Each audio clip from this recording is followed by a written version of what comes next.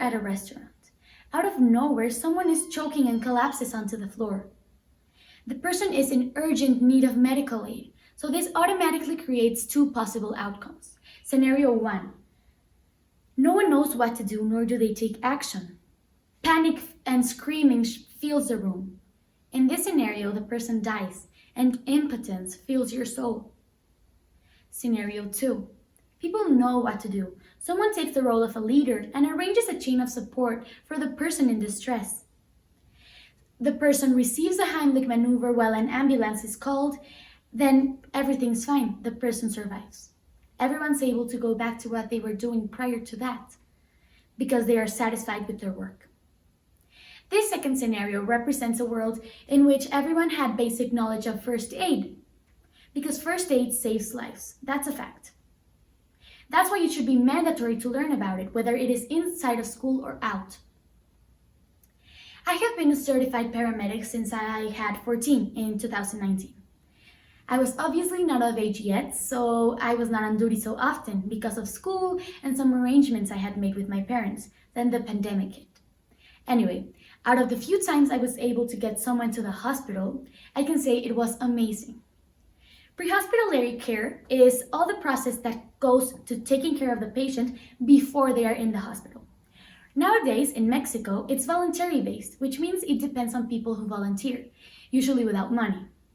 This also means they cannot make a profession out of it, and they're often forced to retire to go find another job or keep it as a side job or a hobby. This also means that pre-hospitallary personnel in Mexico is not quite abundant, and delay in ambulance arrivals are really common. So when I got into studying emergency medical training, I was 13 years old, just had turned 13. So if I'm being completely honest, Grey's Anatomy was a really powerful factor for me. But a couple of months into my studies, something happened that forever changed my perspective. My grandpa has always been in a wheelchair as long as I remember because he had a stroke before I was even born. But a couple of years ago, he was in an accident. He was at the mall with my aunt and my grandma, and he was driving his electric wheelchair. Out of nowhere, he had fallen and he was on the concrete floor with his head bleeding abundantly. And no one knew what to do.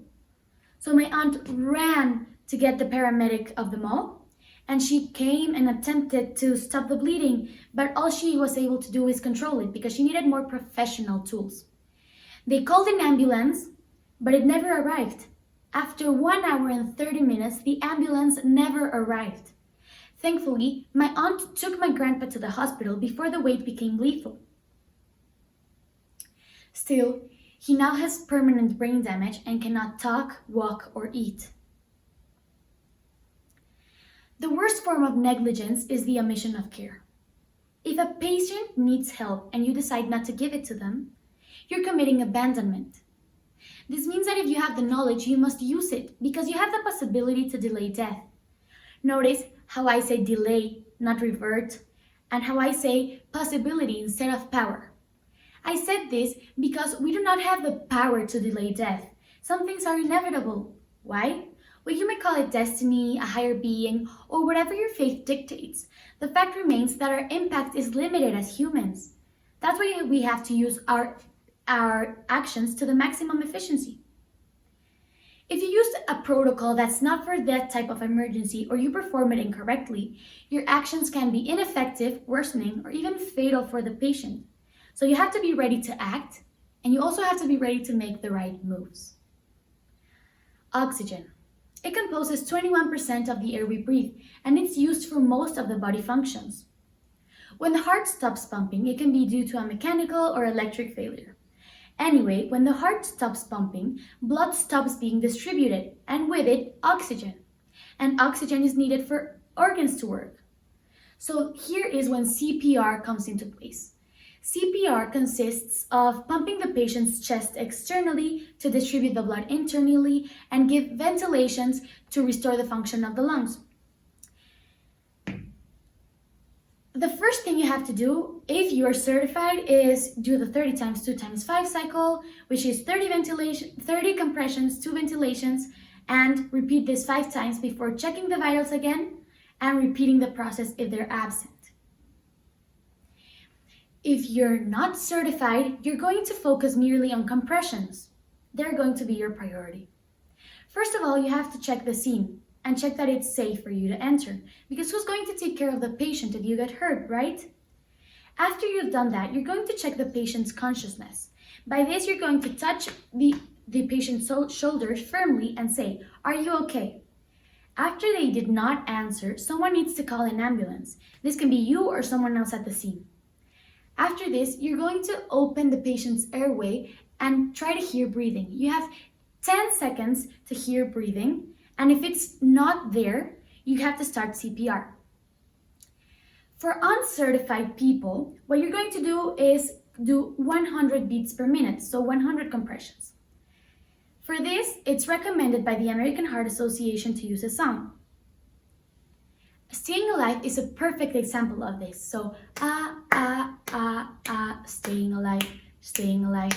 That way, your compressions are going to be consistent and more effective. Each compression has to be 5 centimeters deep in an adult, and they have to be on top of a flat and hard surface. So at this point, you're kneeling perpendicular to your patient with your hands interlocked one on top of each other. The heel of your hand is on the sternum at the height of the nipples.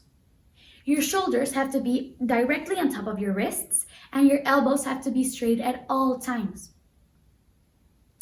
Keep doing your compressions until an ambulance arrives with an AED. An AED is an automated external defibrillator, and it is a device used to give an electric shock to the heart to restore its function. Meanwhile, keep doing your 100 beats per minute. In a child, you can use one hand, but keep the same procedure. And in an infant, use only 2 fingers. Another form of deprivation of oxygen is not regarding the distribution, but the consumption. When someone chokes, it means that something is blocking their airway or their trachea. When this happens, you have to use the small reserve of air we have as humans in our stomach, named fundus, to push the object back up to the mouth and out of danger. In order to do so, you first have to make sure that the patient is choking. This may seem really obvious, but it is necessary for you to get legal consent. After you've done that, you want to stand behind your patient, 1 foot behind the other for stability. With one hand as reference, you're going to place your index finger in the belly button and the thumb on the side process. The other hand goes as a fist with the thumb on the outside. Place it in the middle of the reference hand and use the reference hand to wrap around it. Then press inwards and upwards in a J motion until the object is expelled. On a pregnant woman, you're going to want to do the same thing, but closer to the side process. On an infant, the procedure changes a lot. You're going to put them on your forearm, holding their head with your hand, opening their airway. Then rest them on your thigh and begin by giving 5 pats in the back with the heel of your hand in an upward motion between the scapulas. Then turn them around and give 5 compressions between the chest. Repeat this process until the object is expelled. In any of the cases, if the patient falls unconscious before the object is expelled, you're going to use your hands to try to retrieve the object in a sweeping motion. If this seems to be unsuccessful, begin CPR immediately. Now, what happens if you're choking and you're alone? Do not panic. That's the most important step. Then you're going to place your hands just as if you were the patient and lean over the back of a chair or a countertop and use it as support for the thrusts. Repeat until the object is expelled. Now you are aware of basic first aid procedures from both the Red Cross and the American Heart Association. This talk does not certify you in any way to perform them in a professional environment, but you can use them in case of an emergency. I really encourage you to search inside your community today for more information or even a certification course. Go to the Red Cross or to a hospital nearby. I'm sure they can direct you to your needs. Because remember, you are now the future of those people who stay waiting for an ambulance to arrive.